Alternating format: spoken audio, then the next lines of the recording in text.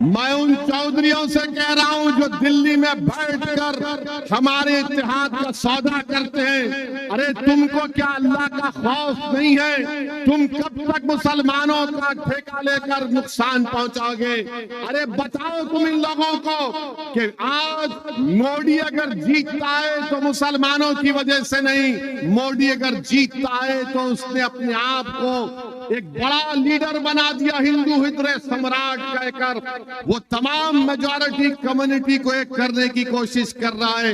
अरे नरेंद्र मोदी ने भारत की सियासत में मुसलमानों को मार्जिनलाइज करके रख दिया। आज भारत की सियासत में नक्शे में तुम कहीं पर नहीं हो। तुम अकोला की सरजमीन पे हजारों की तादाद में इस गुनाहगार और दीवाने की बात सुनने आए हो, मगर मेरे भाई बताओ तुम्हारा भारत की सियासत में कहां है तुम्हारा निशान? बताओ। तुम अगर ये समझते हो कि असदुद्दीन ओवैसी और इम्तियाज जलील है, नहीं, भारत की पार्लियामेंट में, महाराष्ट्र की विधानसभा में एक असदुद्दीन और इम्तियाज जलील नहीं, बल्कि ऐसे 50-60 इम्तियाज जलील महाराष्ट्र और पार्लियामेंट में होना चाहिए। क्यों नहीं हो रहा है? क्योंकि तुम मुत्तहिद नहीं हो। तुम यहाँ जलसे में आ गए हो, तुम नारे लगा रहे हो, मगर जब वोट डालने की बात आती तो तुम्हारे दिमाग में एक चीज डाल दी गई है, सेकुलरिज्म, सेकुलरिज्म। अरे जो संविधान में सेकुलरिज्म लिखा गया मैं उसको मानता हूं, तुम सियासी सेकुलरिज्म को मत मानो खुदा के लिए। क्या मिला तुमको?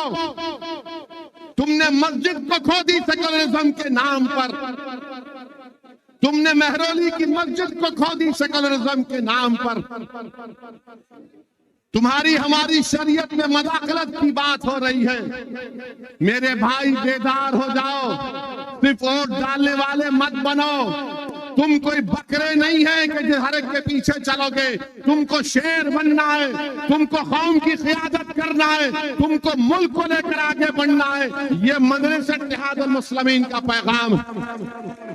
हम कोई भेड़ बकरियां नहीं है कि कोई लकड़ी लेके आएगा, चल हमारे पीछे चल। अरे बहुत चले, किसी कौम के लिए 20 साल, 30 साल, 40 साल बहुत हो गया।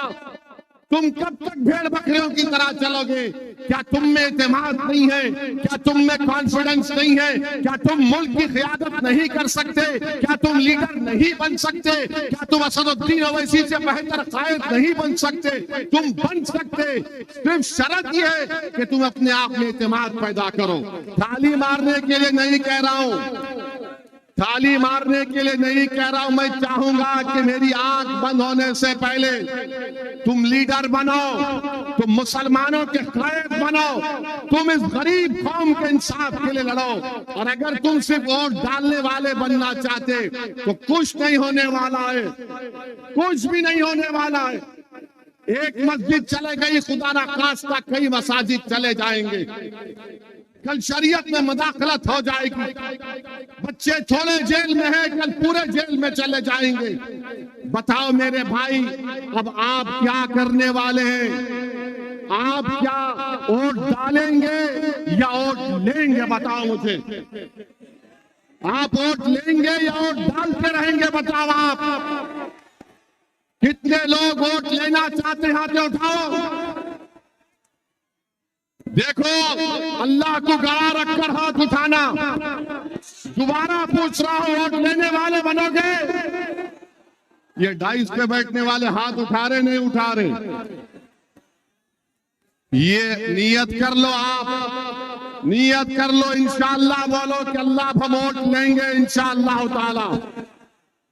क्या महाराष्ट्र से आप इंशाअल्लाह ताला महाराष्ट्र के आने वाले लोकसभा इलेक्शन में आप 3-4 मुस्लिम एमपी को कामयाब करेंगे? जोर से बोलो इंशाअल्लाह, जोर से बोलो। महाराष्ट्र से 4 मुस्लिम एमपी कामयाब करेंगे। मेरे भाई, किसके कामयाब करेंगे? किसके कामयाब करेंगे? किसके कामयाब करेंगे? आवाज नहीं आ रही, जोर से बोलो। के शिंदे को मालूम हो जाए, फडणवीस को मालूम हो जाए, शरद पवार को मालूम हो जाए, अमित शाह को मालूम हो जाए और मोदी को मालूम हो जाए कि महाराष्ट्र से मजलिस के 4 मुस्लिम एमपी कामयाब होंगे इंशाअल्लाह।